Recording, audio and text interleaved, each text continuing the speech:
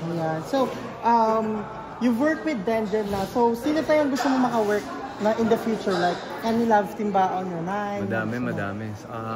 Top of your mind? On top of my mind, of course, I wanna work with yung yung crush ko sa lahat. Kilala niyo naman siguro si Ate Ann Curtis. Ann Curtis. Yeah, she's one of them. And siguro gusto ko rin kay Catherine. Diba? Or sa... Kay Daniel din. Gusto ko rin siya maka-work at some point ng career ko.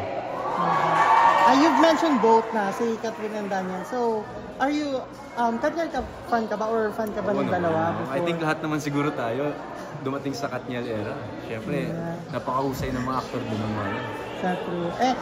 Right now, nung nabalitaan mo nagkaiwalay sila, as a Katniel fan, yes. Siyempre, nalungkot ako.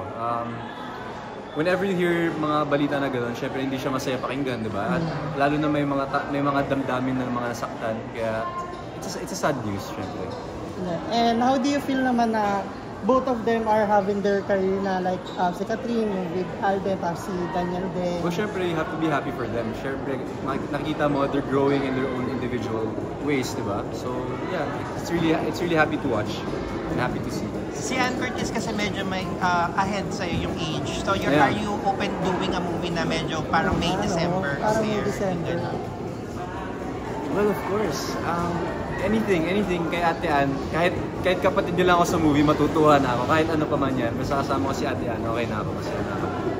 But in terms of like having a relationship, you don't mind with the age ba? Or... Yes, of course not. I don't. Well, in real life din naman, mas type ko yung girl na mas matanda. I mean, I have nothing against syempre younger girls, but it's just my preference, my own personal preference. And nag-alga sa Showtime, like, That's right, yes. So, how do you feel right now na parang si Vice Ganda, parang nasasabihan siya ng mga tao na may aura daw siya or charm na pag pinakilala niya or inasar niya, nakikilala since you've worked with Vice? Well, of course, that's Ate Vice, no? She's one of the icons already. So, with that being said... Personally sikat lalo. Yeah, I mean, reality na yun. Parang di na natin... We don't need to look around it. That's Ate Vice, diba? I mean, sa lahat ng ginawa niya, sa lahat ng taong napasaya niya, enough said, that's Ate Vice. Yeah. How do you reconnect with your Bida Man co-artists? And sino pa yung mga nakakausap mo hanggang ngayon? Yes, actually every once in a while nagkikita-kita kami reunions. And madalas sila Johannes, sila Nathan of course, sila Miko, yung mga nakikita ko.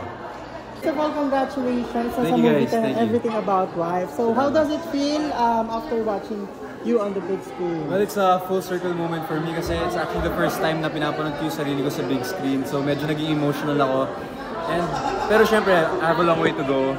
This is just the beginning. But I'm just really grateful na na-experience ko to. Syempre with the big stars, Sam Milby, Dennis Trillo, and Jeneline Mercado, no? I'm very, very grateful. Is it this the first time ba na sa big screen ka or first part of it? Yes, this is the first time na nasa big screen ako. I had a couple of series back then, pero sa TV sila or sa online streaming platforms. This is the first time na sa sine ko napanood yung sarili ko. So I'm very emotional about it. So tama nga yung sinabi mo ng media ko na yung role mo is parang mapang-asar lang na workmate ni Dennis. Right. So how was it working with Dennis Trillo? It's very inspiring. Siyempre, Dennis Trillo, nakakapanalo niya ng award no? Sa ginawa niyang film. So, yeah, with that being said, to be honest, ang dami ko natutunan. Just observing them from my point of view, it's very overwhelming.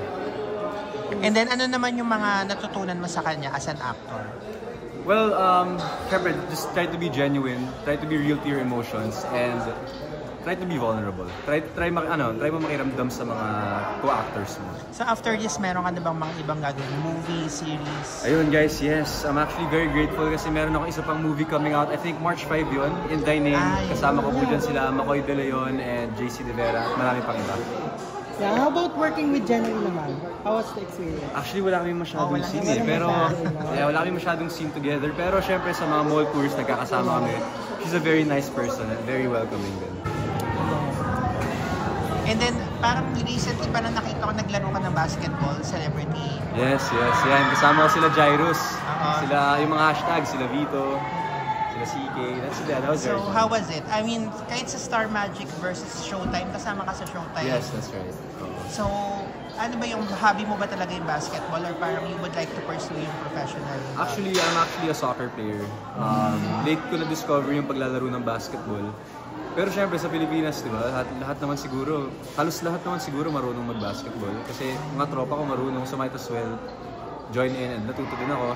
Pero soccer talaga first sport ko. So last na lang sa akin, why people need to watch everything about my wife? Why do you need to watch everything about my wife? Kasi you're gonna feel everything. Happiness, joy, sadness, and every other emotions. Mararamdaman niyo po sa movie na to. At syempre, kung gusto niyo malaman kung anong mangyayari dito sa Sunflower na to, no? Panoorin niyo po Everything About My Wife, now showing in cinemas nationwide. Maraming salamat. Ito last na, mabacktrack lang konti. Nabanggit mo kanina, you want to work with Catherine or Daniel. So if ever in the future, ano yung gusto mong maging genre or role with them? Action like Catherine talaga. or... Action. I think, since na-try ko kasi yung Inday Name, no, naka-experience ako ng action films and I really enjoy doing them. So, yeah, action. So, yeah, thank you so much. Guys, maraming salamat sa pagpunta. Thank you. Sana na-enjoy niyo yung movie. Thank you. Yes. Thank First of all, congratulations sa Thank you, movie guys. and Thank you. Everything About Wife. So, how does it feel after watching you on the big screen? Well, it's a full circle moment for me kasi it's actually the first time na pinapanood ko yung sarili ko sa big screen. So, medyo naging emotional ako. Pero syempre, I have a long way to go. This is just the beginning. But I'm just really grateful na na-experience ko to. Syempre with the big stars, Sam Milby, Dennis Trillo, and Jenny Mercado, no? I'm very grateful. Is it this the first time ba na sa big screen ka or first part of it? Yes, this is the first time na nasa big screen ako. I had a couple of series back then, pero sa TV sila or sa online streaming platforms. This is the first time na sa sine ko napanood yung sarili ko. So I'm very emotional about it. So Paolo, so tama nga yung sinabi mo ng media ko na yung role mo is parang mapang-asar lang na workmate ni Dennis. So how was it working with Dennis Trillo? It's very inspiring. Siyempre, Dennis Trillo, nakakapanalo niya lang ng award no? Sa ginawa niyang film. So, yeah, with that being said, to be honest, ang dami ko natutunan. Just observing them from my point of view, it's very overwhelming. And then, ano naman yung mga natutunan mo sa kanya as an actor? Well, siyempre, just try to be genuine, try to be real to your emotions, and try to be vulnerable. Try mo makiramdam sa mga co-actors mo. So after this, meron ka na bang mga ibang gagawin? Movie, series? Ayun guys, yes. I'm actually very grateful kasi meron ako isa pang movie coming out. I think March 5 yun, Inday Name. Kasama ko po dyan sila, Makoy De Leon and JC De Vera. Marami pang iba. Yeah, how about working with Jenny naman? How was the experience? Actually, wala kami masyadong scene eh. Pero, wala kami masyadong scene together. Pero syempre sa mga mall tours, nagkakasama kami. She's a very nice person and very welcoming din. And nagaling ka sa Showtime, like Vida That's Man. right, yes. So, how do you feel right now na parang si Vice Ganda, parang nasasabihan siya ng mga tao na may aura daw siya or charm na pag pinakilala niya or inasar niya, nakikilala since you've worked with Vice? Well, of course, that's Ate Vice, no? She's one of the icons already. So, with that being said, personally sikat lalo. Yeah, I mean, reality na yun. Parang di na natin, we don't need to look around it. That's Ate Vice, diba? I mean, sa lahat ng ginawa niya, sa lahat ng taong napasaya niya, enough said, that's Ate Vice. How do you reconnect with your Vida Man co-artists? And sino pa yung mga nakakausap mo hanggang ngayon? Yes, actually every once in a while nagkikita-kita kami reunions. And madalas sila Johannes, sila Nathan of course, sila Miko, yung mga nakikita ko. Yeah. So, you've worked with Denzel na. So, sino pa yung gusto mo maka-work na in the future? Like, any love team ba on your mind? Madami. Top of your mind? On top of my mind, of course, I want to work with yung yung crush ko sa lahat. Kilala niyo naman siguro si Ate Ann Curtis. Ann Curtis. Yeah, she's one of them. And siguro gusto ko rin kay Catherine. Diba? Or sa... Kay Daniel din. Gusto ko rin siya maka-work at some point na career ko. You've mentioned both na, si Catherine and Daniel. So, are you... Katniel fan ka ba or fan ka ba ng dalawa? I think lahat naman siguro tayo dumating sa Katniel era. Siyempre, napakahusay ng mga actor din ng mga yan. True. Right now, nung nabalitaan mo nagkaiwalay sila, as a Katniel fan, yes. Siyempre, nalungkot ako. Whenever you hear mga balita na gano'n, siyempre hindi siya masaya pakinggan, di ba? At lalo na may mga damdamin ng mga nasaktan. Kaya, it's a sad news, siyempre. And how do you feel naman na both of them are having their career na like si Catherine with Alden at si Daniel din? Well, syempre, you have to be happy for them. Syempre, nakikita mo, they're growing in their own individual ways, di ba? So, yeah, it's really happy to watch.